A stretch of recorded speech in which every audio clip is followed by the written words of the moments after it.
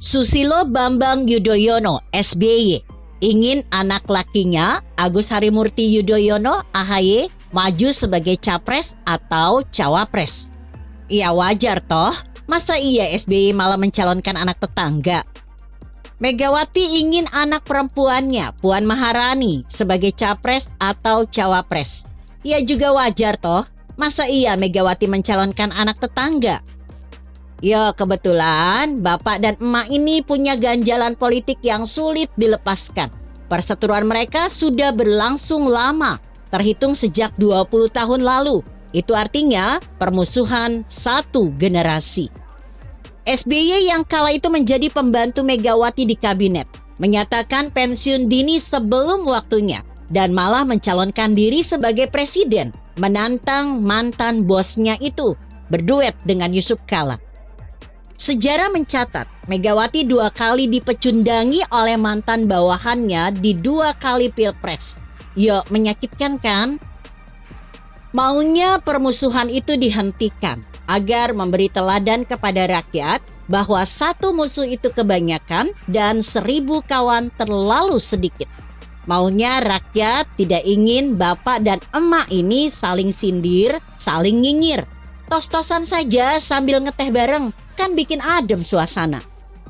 Potensi rivalitas itu kembali muncul ke permukaan dengan tekad turun gunungnya SBY dari Cikeas.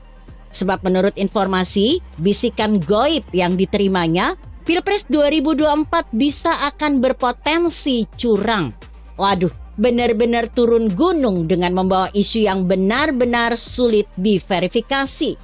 Uang pilpresnya baru akan dimulai 2 tahun lagi. Bisikan goib yang diterima SBY itu mengatakan katanya, ini baru katanya, pemerintah sekarang atau persisnya Presiden Joko Widodo ingin agar pasangan capres-cawapres itu hanya 2 pasang saja. Apa iya Jokowi selucu itu? Berhak menentukan berapa pasang capres-cawapres yang maju. Termakan bisikan goib itu, SBY terpengaruh lalu berhitung bahwa melihat komposisi kepemilikan kursi atau suara partai berdasarkan hasil pemilu sebelumnya, PDIP sudah bisa melenggang karena memiliki suara besar. Cukup mengajak satu partai gurem, sudah bisa maju dengan Puan atau Ganjar Pranowo sebagai jagoannya. Di sisi lain ada Gerindra, runner-up juara yang juga memiliki suara signifikan. Apalagi Prabowo Subianto, sang ketua umum partai, pemegang sabuk elektabilitas tertinggi. Menurut sejumlah survei, sesekali mengungguli Anies Baswedan dan Ganjar. Ganjalan lain ada koalisi Indonesia Baru yang penuh warna, kuning, hijau, dan biru, yang secara ambang batas pemilihan presiden juga bisa mendorong capres-cawapresnya. Persoalan memang ada pada Demokrat yang mutlak harus menjalin koalisi dengan partai lain karena perolehan suara atau kursi parlemen pada pemilu sebelumnya jauh dari harapan. Ibarat balon yang menggelembung besar di Pilpres 2009 kemudian kempes 10 tahun kemudian. Celakanya, saat Demokrat berkuasa, ia meloloskan ketentuan ambang batas pemilihan presiden 20%. Lalu karena ada kepentingan AHY mencalonkan diri sebagai capres-cawapres, Demokrat ingin PT kembali 0% lagi. Ini salah satu alasan yang memaksa SBY turun gunung, ingin memastikan AHY bisa nyapres atau nyawapres.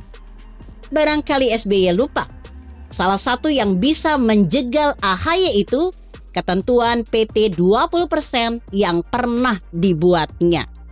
Ditambah lagi, pemilik elektabilitas tertinggi masih berkutat di 3 nama, Prabowo, Anies, Ganjar.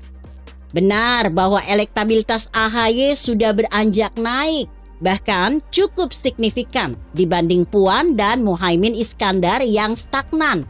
Tetapi kekhawatiran AHY tidak menjadi kontestan capres-cawapres sangatlah besar. Harapan AHY, demikian juga SBY, tinggal bertumpuk pada Nasdem miliknya Surya Paloh dan PKS. Jauh-jauh hari Nasdem sudah mengelus-elus Anies sebagai capres dan mungkin tidak tergoyahkan lagi.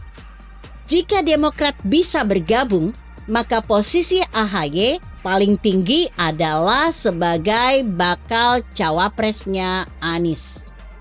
Tetapi di sini yang punya posisi tawar justru PKS. Dia adalah partai penggenap suara. Sebab tanpa PKS, suara Nasdem dan Demokrat tidak cukup menyentuh PT 20%. Kalau sebagai oposisi, PKS masuk angin, kemudian diajak ke gengnya Prabowo atau Megawati, sirnalah harapan AHY maju. Bahkan Anies pun bakal layu sebelum berkembang.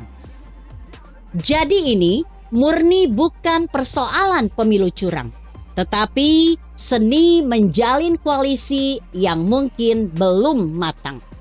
Begitu kira-kira. Artikel ini ditulis Pepi Nugraha yang disadur dari redaksi Indonesia.com dengan judul Puan dan AHY. Bagaimana menurut Anda? Jika Anda berpendapat lain, tuliskan komentar Anda di bawah ini. Saya Emma, Karisma 90.